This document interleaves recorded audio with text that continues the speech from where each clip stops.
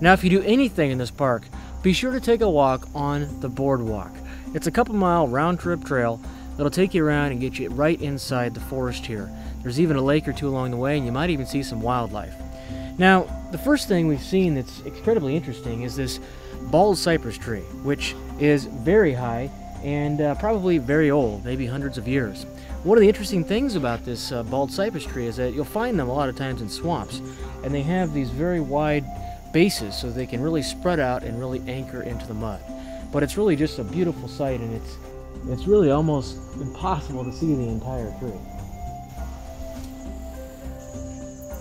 Hello? Anybody home?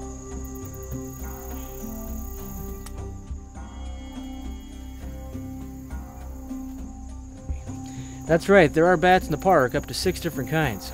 Most of us don't really like bats, but I'll tell you this, they are really our friends because they can eat up to 600 mosquitoes an hour.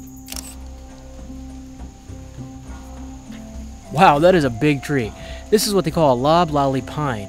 Now this tree right here was actually a former state champion, and they found another one on another trail over here in the park. So that's quite incredible that even though these national parks have been around for a while, they're still finding things that are out of the ordinary. Just wish you could see how tall this tree was.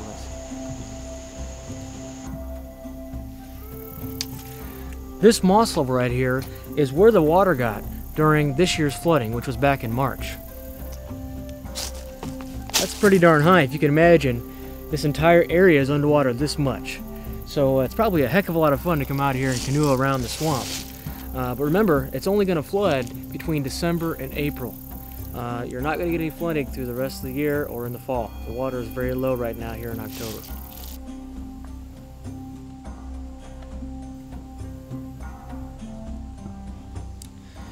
Well, here we are at Weston Lake. What's nice about this is that they've got a high and a low boardwalk, and so if it's during the flood season, you can walk on a 10-foot boardwalk all the way out here, which is pretty cool. And during the dry season, which is most of the year, there's also a low side of it where you can get really close right down there on the forest floor. Now, these lakes and swamps are interesting because certainly when it floods, everybody who can swim prospers, right? But when it's dry, everybody has to really congregate back at these lakes. And so we see some turtles here, we see a lot of fish and other types of wildlife here because this is really their sanctuary for 9-10 months out of the year when there's no water through the forest floor.